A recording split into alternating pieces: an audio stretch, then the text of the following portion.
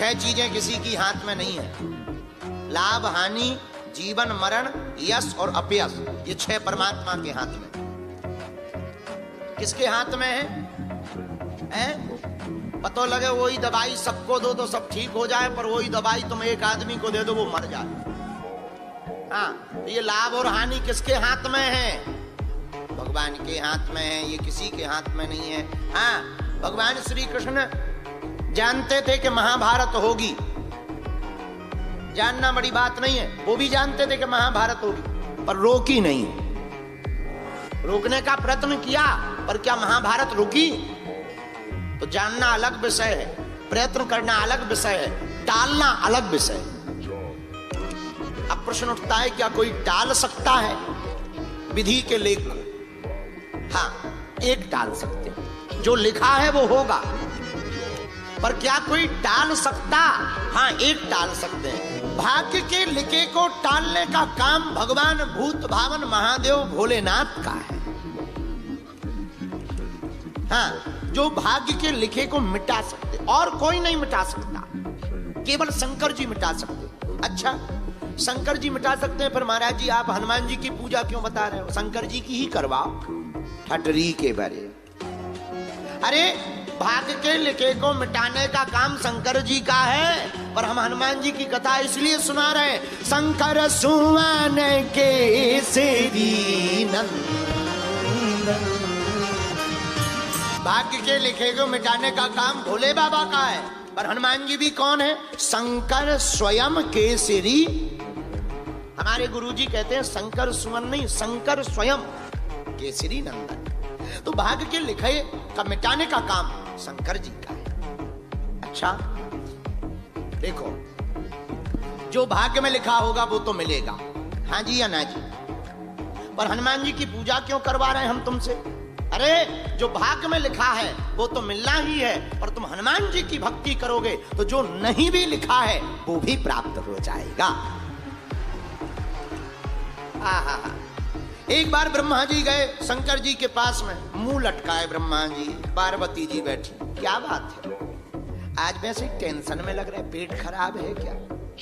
नहीं नहीं नहीं, खराब कुछ भी नहीं है, बेकार है सब। क्या बेकार?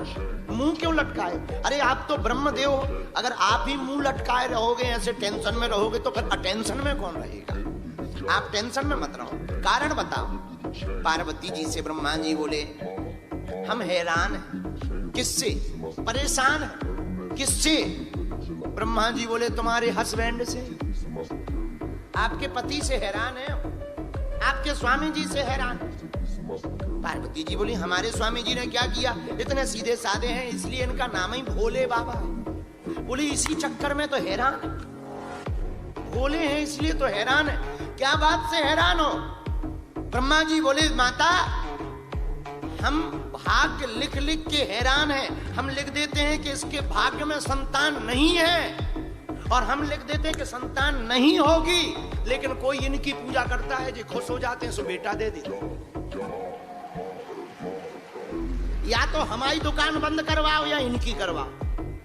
हम परेशान हैं। हम लिखते हैं कि इसको जो है दोबारा जन्म नहीं मिलेगा, कोई पूजा करे दोबारा जन्म तो ठीक है, पता लगे दूसरे जन्म में ऋषि हो गया।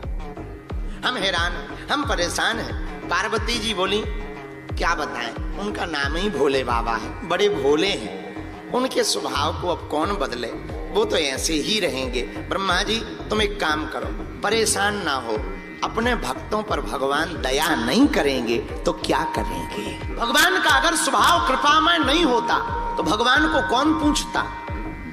भगवान को पूछा ही इसी बात पे जाता। इनका स्वभाव दयामय है। श्री हनुमान जी महाराज स्वयं शंकर हैं, इसलिए हमने 3 दिन की जो चरित्र की चर्चा ली, उसमें विचार किया कि किस बात पर चर्चा को प्रारंभ किया जाए, तब बात समझ आई। हनुमान जी महाराज ज्ञान के सागर हैं, गुणों के निधान हैं, और जय कपीस तिहुँ लोक उजागर। तीनों लोकों में प्रभु राम नाम की महिमा का धर्म ध्वज फहराने वाले एकमात्र देवता हनुमान जी। एक खासियत हनुमान जी में ये है कि हनुमान जी वो देते हैं जो भाग्य में नहीं होता। दूसरी खासियत सुनो हनुमान जी, एक और अद्भुत है। पूछो क्या? आहा, हनुमान जी में दूसरी खासियत ये है कि अगर तुम हनुमान जी के भगत बन गए तो भैया तुम्हें राम जी के पास जाने की जरूरत नहीं है। राम जी को लाने की जिम्मेदारी हनुमान जी की हो जाती।